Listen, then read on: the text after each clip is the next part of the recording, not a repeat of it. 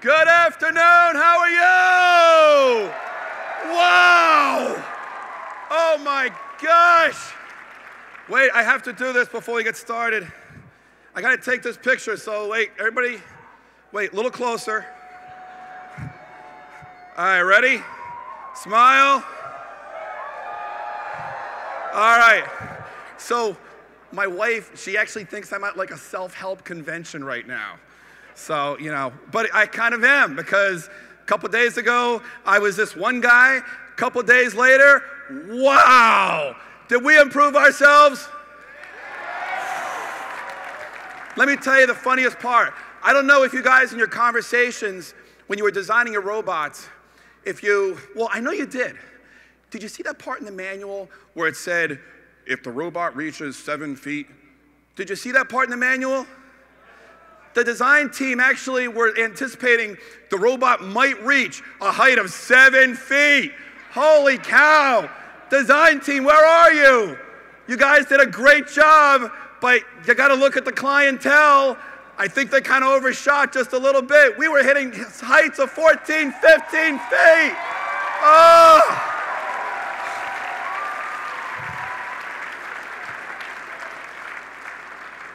I can't tell you. And the one match, I mean, I know Franklin, you guys had the most incredible matches. And for the last couple days, when I'm over on Edison, every time I looked over on your side, it looked like a city skyline. And I kept joking with Gene and with Justin saying, yeah, I don't know. I think when it comes down to the finals, I think you guys are going to get it this year. It's incredible. I was so intimidated by seeing the heights that you got, because on Edison, we only saw, we saw really solid bots. We only see one robot that would go up and it would just be one robot. I wasn't realizing that some teams were doing low defense and high offense. But then when it came down today, and all of a sudden in my semifinals, we saw the robots all just shooting for the sky and getting the thin air. It was incredible. You guys are so awesome for the hard work you did. You exceeded everyone's expectations. Oh.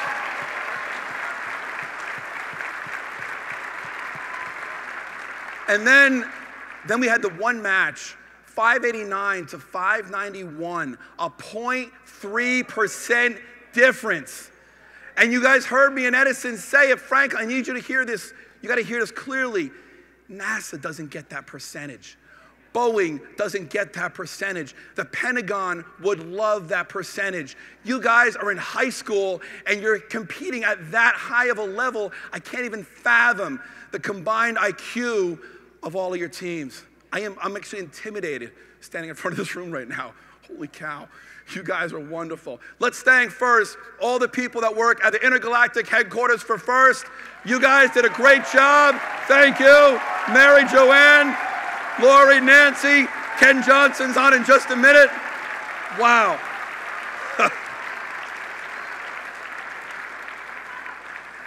I know you stand in these rooms and you listen to people say, the volunteers are the most important. There was something different this year. This year, I mean, the volunteers that come back year after year, we come here because we love seeing what you guys do, but I'll be a little bit selfish. We also come because we really want to see each other. We are this group of annual best friends that comes back every single year, but there was something different this year. We always say how hard the volunteers work. I'm not going to say it to you like I'm a fake person. Guys, there was a difference this year. This year, the volunteers, something happened. I saw them work so much harder. I saw their hours go so much longer. And the hours that were longer, we were still happy and we were excited. I'm talking until midnight. People were working to make sure that this event was flawless. Volunteers, wherever you are, let's all give them a round of applause. You guys were fantastic. Oh.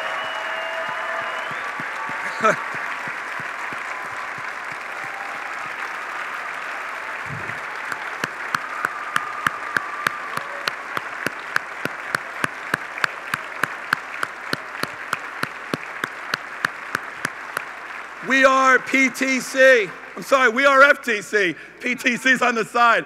We are FTC. We are not separated by plexiglass between our volunteers and our students. Our playing fields are more intimate. We love that tight feeling with our students. We had so much fun the last couple days, and the person that runs FTC and make sure it goes really, really well every single year. We love his sideburns too. Let's welcome Ken Johnson.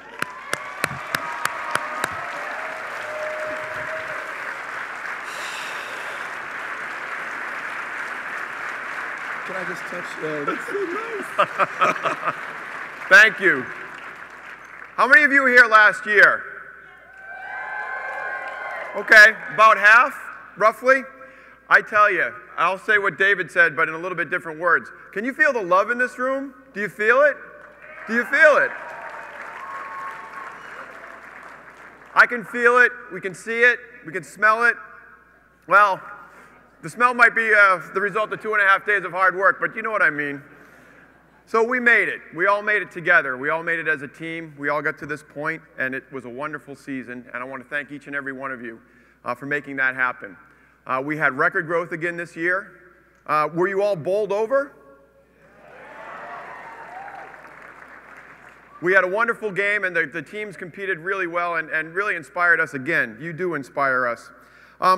I want to just take 1 second, and David mentioned the wonderful volunteers, the teams, all the people that make this happen. But there's one time a year when I'm able to probably make up for a lot of wrongs that I have done throughout the year in not thanking my staff directly. But Joanne Halloran, Lori Russell, Thomas Eng, Mary Lee, Tim Huffman, and Nancy Paul, who's not with us. She's back home. Thank you very much.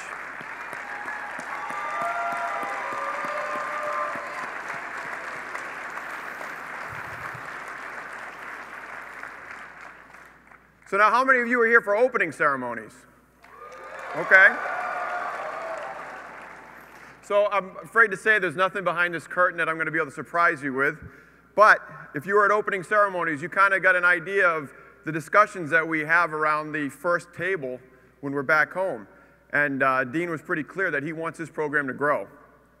And he made it pretty clear that I'm going to be on a milk carton if that doesn't happen. So for those of you who care, please help me stay off that milk carton. And when you get back to your regions, grow the teams. Continue to build the love that's in this room and spread it around. And I wanted to just share with you some thoughts that I have on what this organization really is. And I think what we've created in FIRST, but even more specifically in First Tech Challenge, is we've developed a tribe. There's a tribe of folks that are involved. They include teams, volunteers, coaches, teachers, schools that are involved. And this tribe is really powerful. And we share some characteristics of tribes, right? We have the same goals. We're trying to play in the same game. We're trying to give the students that we interact with the same types of opportunities to go wherever they can take those skills that they learn. We speak the same language. So I thought about that a little bit. And why do tribes form? Why do tribes exist? Tribes exist for the benefit of those in the tribe. Tribes have evolved over the years for that very reason, for survival, for growth. And it's a wonderful thing, but I think for us to really realize the potential that we have in this room and throughout all of FIRST is we've got to take that tribal mentality and convert it. We've got to convert this tribe, of which you are all, in one form or another, the tribal leaders, into a movement. And while tribes exist for the benefit of the people in the tribe, movements develop to change the culture and to change the world. So we need your help to do that. See, please start thinking about that in a little bit different terminology. And when you're back at your homes and you're talking to the folks in your region and displaying proudly the things that you've accomplished, think about it in that term, because it really is what's going to make our future and those around us better. So in this transformation that we're trying to make, going from a tribe to a movement, we've got some great help. You all saw Will. I think we got Will on board.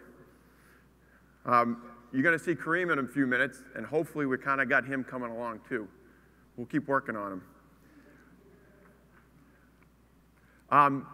Obviously, Rockwell Collins and PTC have been wonderful supporters of FIRST, and we thank them. But there's a couple of new things that I want to announce to you that just developed over the very recent past. We have a new sponsor that's joining the First Tech Challenge ranks. Alcoa Corporation will be joining us next year as a very large sponsor, so big hand for Alcoa.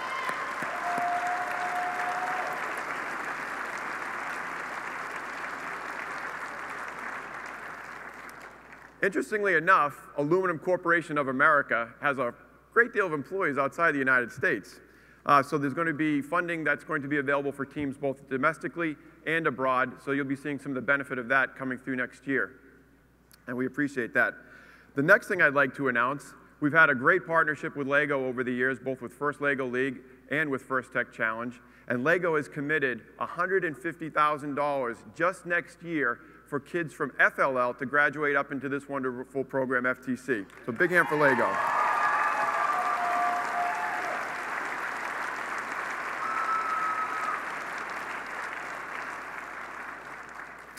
In addition to that, we're going to add another $100,000 to that fund, so there's going to be $250,000 available for FLL teams to move up into our tribe and our movement. So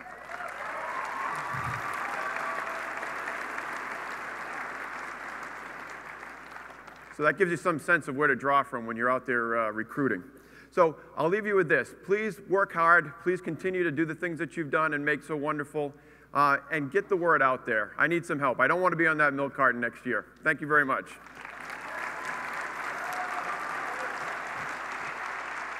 Thank you, Ken.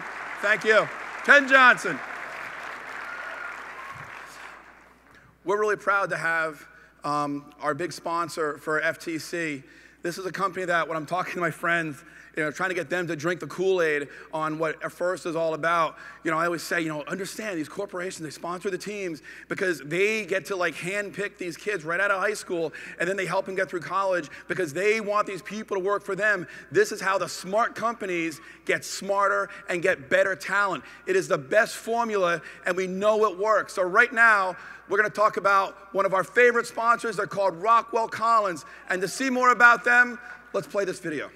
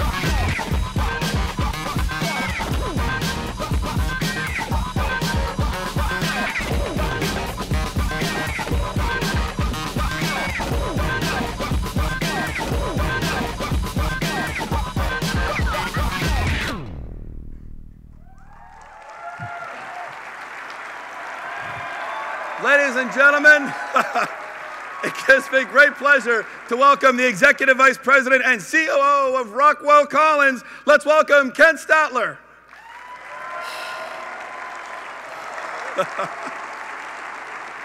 Enjoy. Wow. Good afternoon, or good morning, I guess we're still at. What a wonderful experience we have. And I got to tell you, there is no better place that I'd rather be this morning than in St. Louis, catching the vibes and catching the energy that's coming off this group. And the other thing I'd tell you is, as an executive, a lot of my time spent talking to investors and talking to congressmen and talking to other executives, and they're kind of laid back and they're kind of boring and they don't get it all the time. So one of the things I've been promised is that there'd be a little energy in this group. And as I go through some remarks here, if you hear a word such as maybe your state, your town, that you can relate to, I'd like to hear from you, okay? And I'll try to look out and try to see where it's coming from. But again, it kind of keeps the audience participation going as I get through my remarks here. But, as I think of FIRST, the two words that I think about in FIRST is that inspiration and recognition. And what a great organization. And, congratulations to each and every one of you. Obviously we saw the championships, but I got to tell you, just being here and being a part of this organization and being part of this competition, you are special because of you are being here today. Congratulations on making it to St. Louis this year. This is our third year. This is our third year as the program sponsor, and the number of teams has grown just in that time. In the first year, we had 1,100 First Tech Challenge teams. This year, we'll have over 2,100 First Tech Challenge teams. That's over, and I know you guys are all mathematicians out there already, that's over a 90% increase over the 3 years. And for the first time, to mirror what's going on in the global business society, we are sponsoring a team here from India today. Team number 5384, where are you?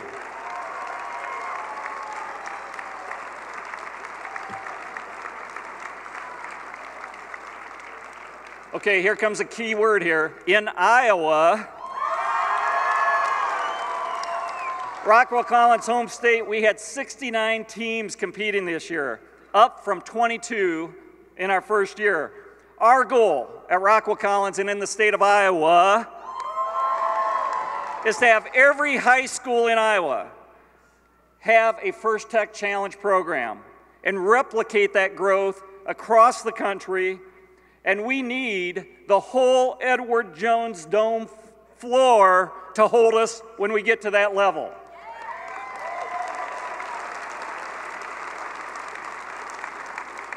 You know, at Rockwell Collins, we believe in the importance and the power of education that includes science, math, technology, but we also know learning's not all just about book and formulas.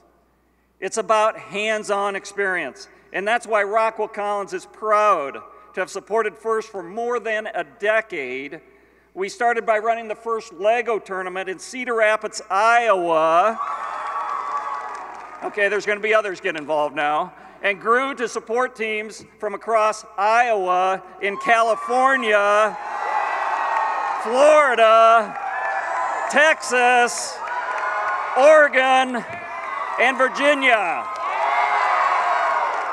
Okay, they may have got that. Okay, I'll give that. That was very good.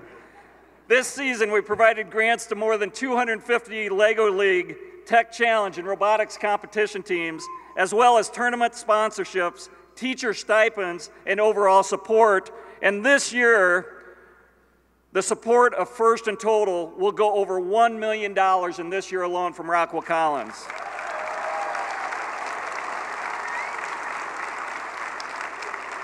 But as we said, it's so much more than money. We've also supplied people power. If you look in the audience, we have over 250 employees and retirees that have logged over 4,000 hours as FIRST mentors and tournament volunteers during the year. And in fact, over the last 2 days, 12 of our employees have volunteered at this event. Please join me in thanking them and all the other volunteers for their support.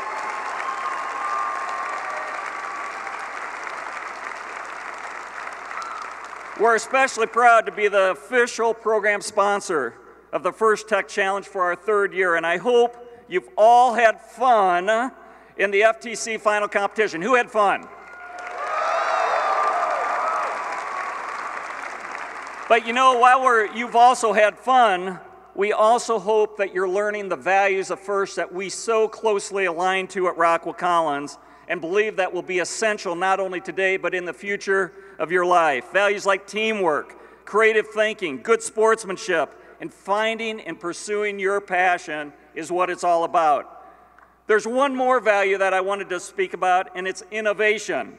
Rockwell Collins is the sponsor of the Innovate Award given out at every First Tech Challenge tournament. And I think you may have seen a few of the Innovation Award baseball caps around St. Louis in the past few days. The whole concept around FTC is about innovation and passion. You've got a challenge. You've got a box of stuff. Now use that stuff to develop a solution to the challenge. And your solution, you know, may not look like everybody else's, and it may look a little crazy. But as Larry Ellison, the founder of Oracle Computer, once says, when you innovate, you've got to be prepared for everyone to tell you you're nuts. And I think we saw a little nutty stuff going on this last 3 days, and it was a lot of fun.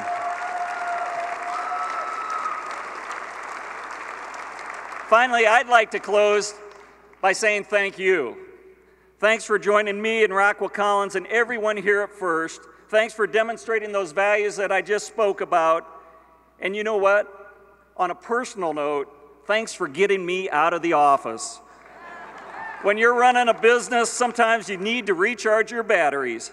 And for me, there is no better way to do that and get excited about the future of Rockwell Collins, about our industry, and about our youth than being with you here today. Thank you very much for everything that you've done. Thank you for a great 3 days. And I look forward to meeting each and every one of you, not only today, but in the future. Thanks so much.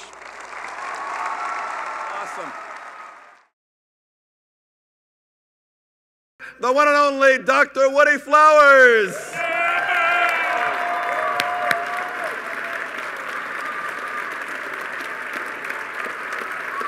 Hi, everyone.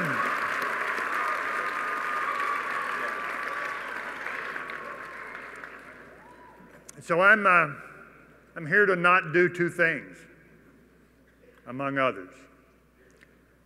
I'm not going to tell you that you're smart, and I'm not going to apologize.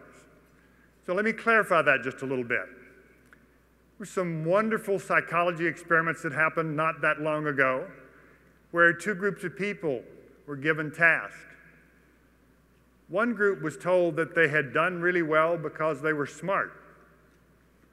The other group of people were told that they had done really well because they worked hard. Then they were given more tasks that were more challenging. And it's not really rocket science to figure out what happens, because the people that had been told they were smart became less innovative. Because if you think you're smart, you sure don't want to know where the edge of your smart is. So you're not going to test that boundary. But if you think you did well because you worked hard, you really work hard the next time. So my comment to you is that you've done really, really well because you worked really, really hard. So thank you.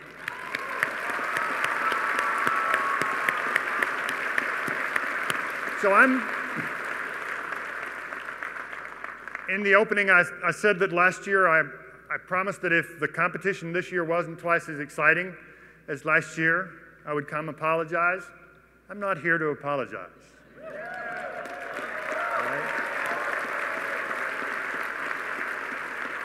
Right? The excitement ratio was 2.6473.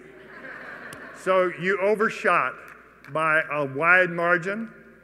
You did it really well. I went down and helped judge, and I was watching some of the finals, and I got worried about re-entry burn on the crates when they were coming back in. So you really took it to a whole new level. I'm sure you've heard that several times. So here's the deal. You got to do it again. The Game Design Committee's done a fantastic job of giving you this wonderful opportunity. So I told you that we'd give you an email address, and we could have that email address up so you have time to write it down.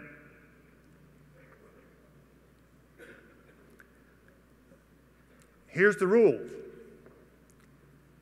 In the subject line, you put 3-word suggestions.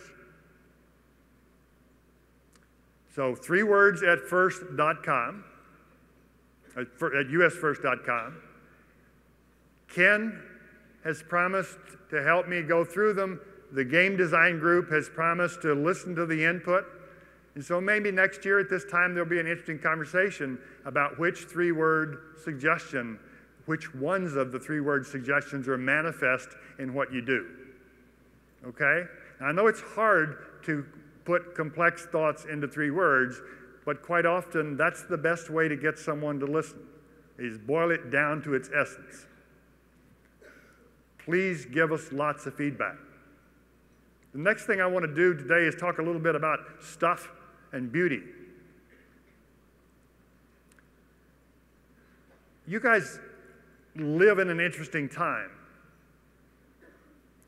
In your lifetime, your parents or your mentors don't have a chance to prepare you for the kind of things that are going to happen. you can't see 5 years into the future now. So many things are changing so quickly. So if you embrace change and get excited about it and you look for awe in the change, you'll have a nice life. If you hold back, it won't be a lot of fun. So 2 quick suggestions about embracing that change.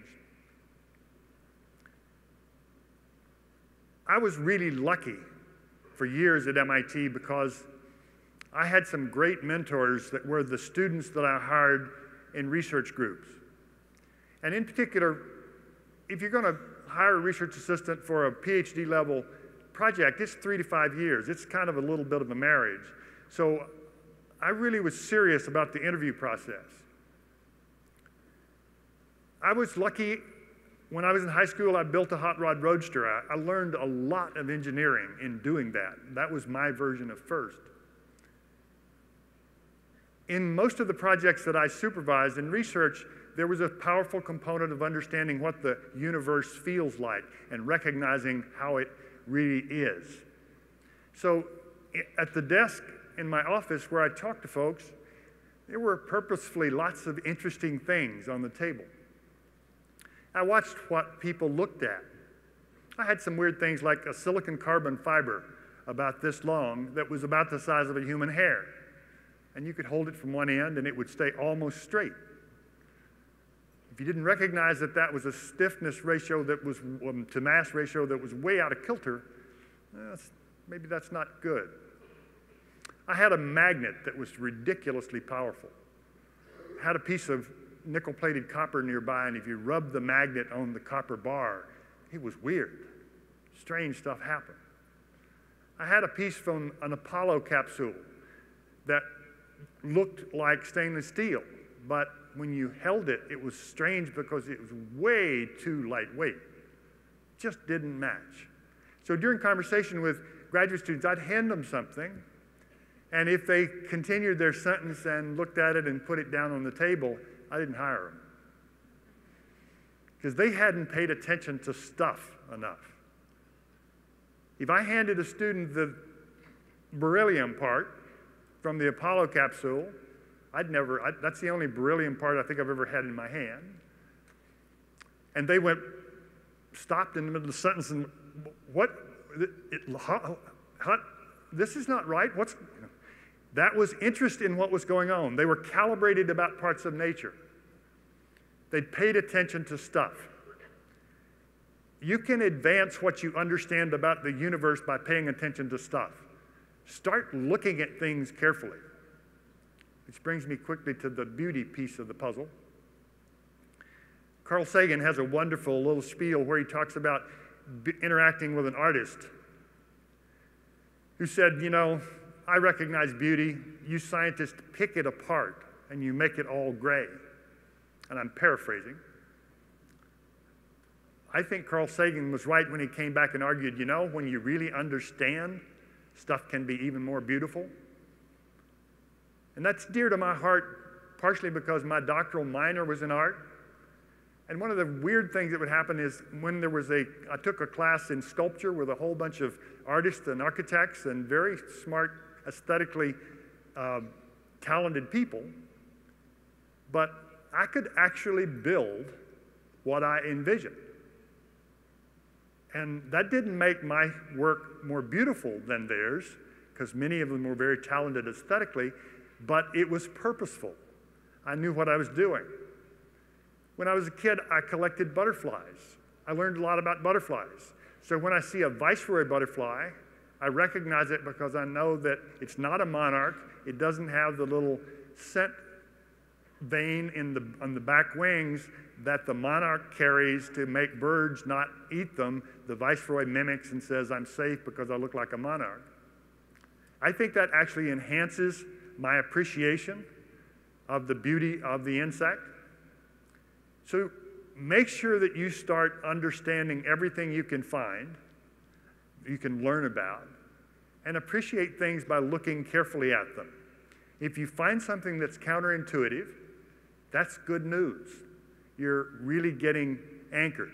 You can't design new things unless you can run the movie in your head that's reasonably accurate about what Mother Nature would do if you put together the thing that you have in your head. Because Mother Nature applies all of her rules all of the time. There's not even a moment's respite from her absolute rules. So I congratulate you for going through a wonderful experience where I believe you've had a good shot at developing what I call rational self-esteem. If you've worked with a team and worked with the community and built a natural thing, an FTC robot, part of the universe, then you've interacted with three very important things that should allow you to say, you know, I've done okay in those three regimes, so I have earned the right to tell myself that I feel like I have some good self-esteem. If I told you you should have high self-esteem, doesn't really mean anything. If you reach that conclusion yourself, it's robust.